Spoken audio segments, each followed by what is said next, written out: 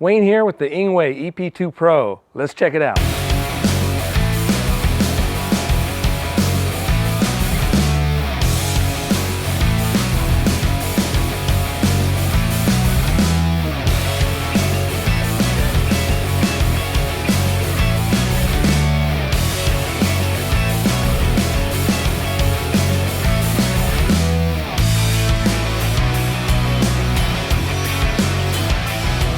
Hey, Wayne here, and today I have the Engwe foldable e-bike. It's kind of a small box, so I'm kind of anxious to get in and see what it looks like. So let's get into the box now. Ta-da! All right, so once you get the bike out of the box and all the parts, just kind of lay them out so that you have easy access to it. Make sure you get rid of all the wire ties and cut off all the styrofoam and get all that out of the way. The only reason I've left this piece here and this piece here is because this is the display. I want to protect it until I get it all mounted. And this is the brake light that I just don't want to, crack or scratch the brake light either. So I'm keeping that covered until the very end. So, all right, so to get the handlebar in, there is a cap right here that you're going to want to take off. Now, I've already kind of started it. You might need to stick a screwdriver under yours and pull it up. But there, it's out. Make sure this piece here is actually pretty tight there. And then you're going to take this piece and you're going to just place it inside the hole there. And I would say line up these two holes right here straight with the bike, okay, because your handlebars are going to fit through. So once you have that in place, you're going to pull up on this lever, pull down. That's going to allow you to flip this part over, and that right there is exposed. You're going to take a Allen key that it came with. If you like, I got a set that I'm going to use. And you're going to tighten that up. When you tighten that up, it's going to spread that piece apart inside so that you get a nice tight connection. So let's do that now. Now, you don't have to tighten it too much. You're going to go over it again later and retighten everything once you have everything aligned properly. But once you get that in, you can see that now you can stand that up, pop that in, and it's stable now. But I'll tighten it up a little bit more once I know that the handlebars are in straight. All right, so now to get the handlebars in, you're going to remove these two bolts, take this cap off, and bring the handlebars up and tighten it back down. So let's do that right now.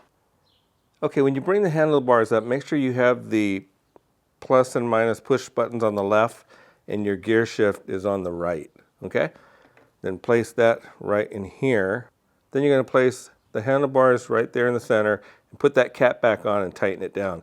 If the display is in the way, you just may have to loosen these screws on the side and just kind of move the display over. You can either loosen it from the top, probably better from the bottom to here, and shift things around.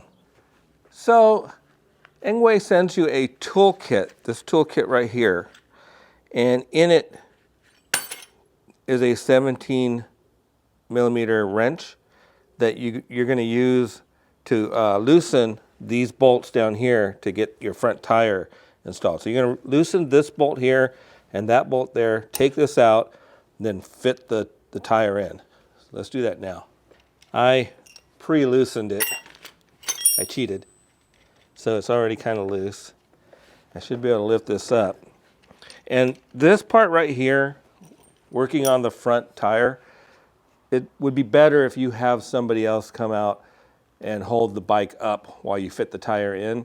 But there's nobody around right now, so I'm going to just do this myself. The rotor, the front rotor, the front disc here, you're going to want to make sure you line that up with the disc brake pads. And that means you're going to turn it around this way to slide it in. So let's make sure to loosen some of these bolts here and get it ready to slide right onto the frame of the bike. And they've got these little washers here. See if I can show one of them to you. That has like a little clip on it that's going to clip onto the side of the bike when it comes time to tighten it down. So you'll want to fit that in just right. So I'm going to put this here, and I'm going to try to go ahead and slide this in by myself. Not sure where I'm going to grab it, maybe with my shoulder.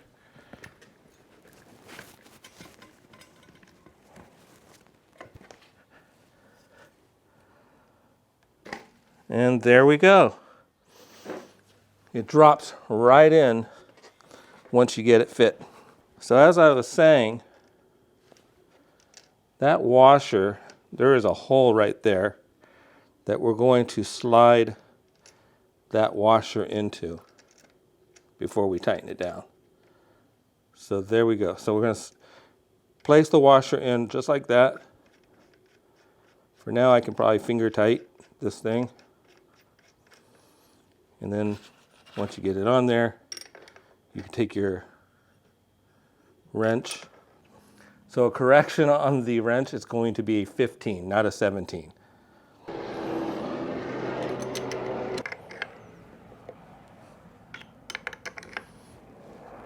Okay, so what I've learned is when you're taking the plate off the bottom, when the bike is sitting down on this piece here, you do need a 17 to take these bolts off, to loosen it so you can get this off.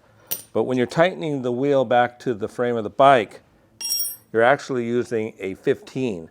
And these wrenches come with the bike, so you're good to go. Okay, so once you're ready to feed the fender through, you go ahead and do that. Take your light and take it apart. There's a bolt that's going through it. You're going to need that bolt to go back through the light, through the fender part, into the fork. And then once you do that, once you get that done, you're going to take your little Allen key here and you're going to stick it in there in the front. Take the wrench that they give you, which is a 10. Hold the bolt in the back and start tightening it down. Don't tighten it too much because you're going to need to make adjustments because we are not quite done with the fender yet. But that's how it should look when you've got it all done. Okay, to finish off the fender, there's a bolt here on each side of your forks. You're going to take that off. You'll need your little hex key. I've already got it started here. So take your hex key, remove it. Bring that little eyelet up where you need it. Put the screw back in. And then tighten that down. Once you do that on both sides, you can make sure your light's straight, tighten everything down, and you'll be completely finished with the front end of the bike. Let's install the rear rack. Before we do that, I'm going to go ahead and cut this loose. Okay, so as you can see, there are the bolts and everything is right here. You're going to take this, turn it around and feed it through the rack, and then once you tighten it back down, then you go ahead and put the rack on. So let's go ahead and take the rear brake light and screw it onto the rear rack. So you're going to want to take that wrench, one of those wrenches that they gave you. It's the 8. And you're going to want to put that in there and tighten this up. Not too tight, you don't want to break anything, but you want it nice and snug. So go ahead and tighten that down, and then we'll move on to actually bolting down the rear rack to the bike. Okay, to finish up the rear rack, you're going to remove this bolt right here and put the rack on, screw it back through, and then you're going to do the same right here. So this might already be a little loose, so it should be easy to take off. And after that, if you like, you can just kind of wire tie the cable from the rear light to right here, and it won't show so much. But that's about it. So I'm going to go ahead and do that and then finish up the rear part of the bike. And all I'll have left is the seat and the pedals. Okay, it's time to put the seat in. And there is an adapter in here for the stem. You should be able to push it right on in there, but if you should have trouble, just take it out, put this on, and then push it back down in there. And that should do it for you. Okay, so now we're on to the brake pedals. And if you're new to bikes, just keep note that the one on the left side goes counterclockwise, where the right one goes just your regular clockwise. And you'll need your, what is it, a 15 wrench to tighten it up.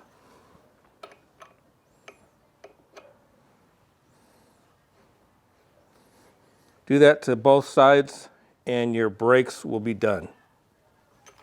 Okay, one more thing to note on these brakes is that they are foldable. You grab this metal ring, pull it towards you, and now you can fold it. So when you fold the bike up, say to put it in your trunk or something like that, you can fold it instead of having it stick out and rest on the pedal. So once you have everything buttoned up, tightened down, straightened out, and locked in, to turn the bike on, you'll want to put this key in from underneath the bike and turn it counterclockwise. Once you do, it locks into place. It won't fall out while you're riding. Then you come up here and you push this button underneath the minus button. You push it in and the display turns right on right away and your bike should be ready to go. All right, the Engwe EP2 Pro is adjustable like any other bike. You can adjust your seat. It has a handlebar, a little memory system here. There's numbers in the stem in case you want to remember where the handlebars are in case you set it for somebody else and you want to put it back to your setting. And it's foldable. The bike is foldable. So what you're going to want to do before you fold it up, though, is make sure that the pedals here, that you pull this little trigger handle here and pull the pedal down. So do that on both sides first. That'll help you from when you need to fold this up and maybe stick it in the back of your car, or you don't want it to dig into your carpet. That'll be a good thing to do. So you'll want to switch that around. And then there's a couple other pieces here that you'll want to take note of for folding. There is, on the stem here, there's a part that you have to release to fold the handlebar down that we'll do last. There's a handle here to help you maneuver it around. And there is this little locking mechanism. So what you're going to want to do is pull this piece up and then pull this handle out. Now the bike can be folded. So I'm going to show you how I normally do it. I don't do it often, so if I struggle a little bit with it, it's just me. But the bike is about 86 pounds, I think. And if you travel, you might want to open this up, take the battery out. It'll give you about 7 pounds back. And that'll help a little bit. So, okay, so what I normally do is I put the kickstand up first or second after folding in the pedals. I turn the handlebar towards me on this side, grab it from here and lift, and just pull it all together. Once you get it together, at least part of the way, you can set it down, and then come around, pick it up again, and just kind of roll it over. Put it back down. Bike's folded and ready to go. Well, except for the handlebar. I forgot about that. So this part here, you're going to want to release by pulling this part up. Do it with this hand. And then pull down. And then take the handlebar and just fold it over. Like that. So, and that's it. So now you're ready to go. You can take the seat off if you like. Now I'll put it back together.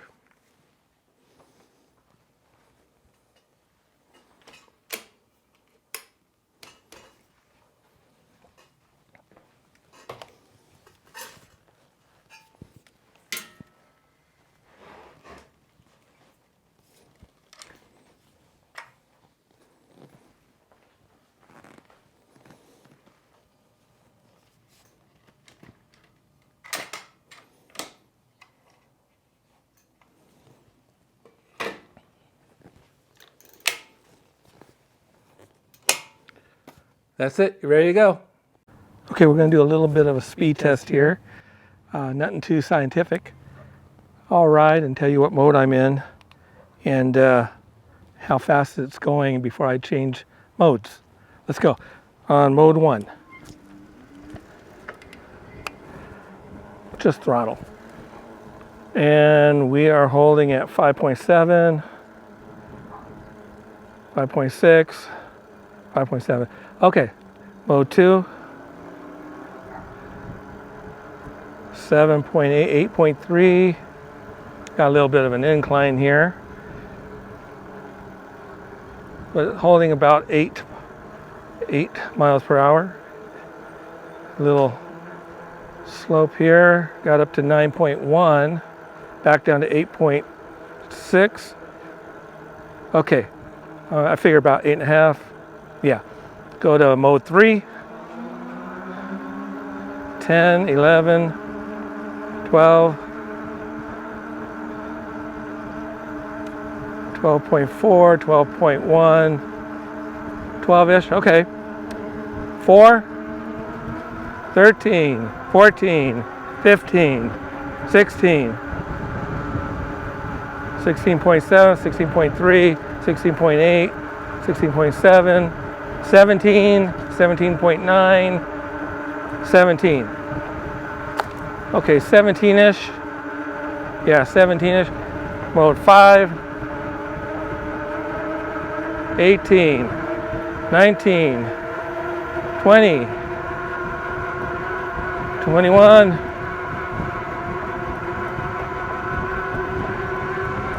22. I'm running out of room here. 22, 21.7. Okay, now that is without pedaling. I'm going to do the same speed test, but I'm going to use throttle and pedal. So I'm in mode 1. Brakes are making noise, but it's okay. I just need to clean them up. Okay, mode 1, I'm hitting 8 miles per hour with some pedaling, light pedaling, 10 miles per hour. Okay, mode 2, 11, 12, 13. I'll say 13. Mode 3,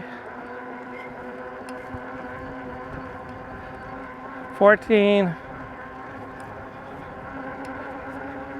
15. I'm gonna go with that. Could probably hit 16, but 15.8. Mode 4, 18, 18.2, 18.8, 18.9, back down to 18.4. Fifth mode, 20, 23, 24, 25, 26, 27, 28. Okay. I had to slow down for these corners. But 28 while pedaling. It's pretty good, pretty quick. That's pretty fast. Now I don't want to do too much of that because that will definitely eat up the battery. So today I'm cruising around on the Engwe EP2 Pro. I've got it in pedal assist mode 3 and just cruising right along at about 12, 13 miles per hour. Nice cruising speed, you know, so I'm gonna go up this hill right here. I'll leave it on 3, maybe go up to 4, but 3 should be good enough, I think. It's not a very steep hill. I can feel that I'm actually pedaling a little harder than I was when I was on flat land, but not bad. I don't need to go to 4. It's making it up just fine.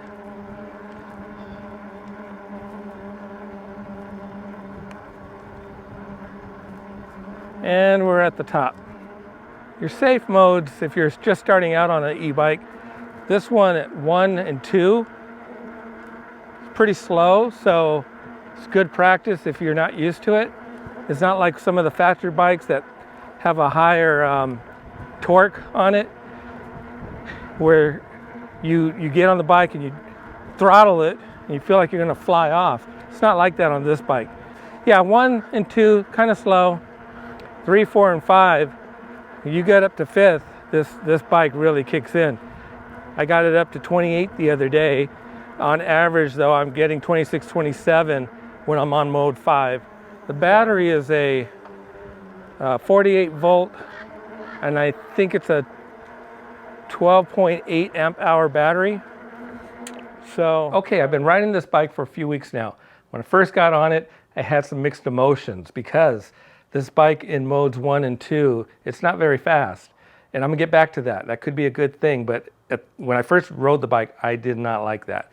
In fact, going up a driveway in mode 1, 4 miles an hour, it was barely enough juice to get it up the driveway. But what I found out was when I rode it out with my friends that they had bikes that got up to 27, 28 miles per hour, that we were cruising. And then I threw this into mode 5 and I threw the throttle down, started pedaling. I got up to 28 miles per hour really quick. The other two guys that had bikes that should be about as fast as this, they told me when after I stopped and they caught up to me that they had trouble catching up to me and sticking with me. So this bike is a beast when you're on flat ground and you throttle and at the mode 5, the highest mode 5. Now, even on a slight incline, 4 and 5 is great. You're going to burn up some battery when you go up into those higher modes. But I want to get back to my point about it being a good thing in mode 1 and 2 with the slower modes. If this is your first e-bike, it's a great price. It's just barely over $1,000. It's about $1,050 at the time of this video. And the speed, if you're scared of it, 1 and 2 is not very fast. So that's a good learning speed for you to practice on. And then when you feel like you can advance up to higher speeds, they're there. You can get up to 28 miles per hour once you kick it up to the 5th mode. So this is a pretty nice bike. I don't have anything really negative to say about it now that I understand the bike better. It's a good beginner e-bike. It's got adjustable forks. You can lock that out. So if you do some off-road riding, you can unlock the shock so that you can get a little bit better spring out of it. You can lock it for street riding, get maybe a few more miles out of it that way. The pedals are foldable. It has a 48 volt, 12.8 amp hour battery. I wish that was a little bit bigger. Like if the battery was about 14 amp hours, that would be really good. But so that's a little bit small, but it works. Keep in mind, when you hit those higher speeds, you're going to start eating into that battery. So I'm not sure what the battery life is on this. I think they claim it to be somewhere around 40 to 50 miles. I'm not sure you're going to get that if you're throttling a lot. You're probably going to get about half of that. So I would say it's probably good for about 20 miles, 25 miles, depending on how you're riding and how much you weigh and what kind of terrain you're on. The tires are really nice. They're those 4-inch wide tires, lots of knobs on them. They're knobby tires. That's good. It's a 750 watt motor. The motor, 750. At first, I wondered if it was when I was only riding in modes 1 and 2. But once I got up to 3, 4, and 5, yeah, it probably is a 750 watt motor because it is getting up there in speed when you need it. So the brakes are okay. They're mechanical disc brakes, 160 millimeter rotors front and rear. It's okay. It's I prefer hydraulic brakes on everything, but that's just me. So these mechanical brakes, they're fine. No issues there. So the display is nice. It's not color, but it's nice and bright. And you can reset the trip and check your mileage. So that's good. 7-speed shifter from Shimano, tourney, gears.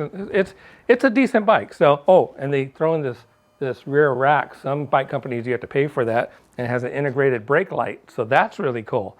And of course it has a front light. And the front light is pretty bright. So overall, good money value here. Good first e-bike. Check it out, get out there and ride, and I'll see you on the next one.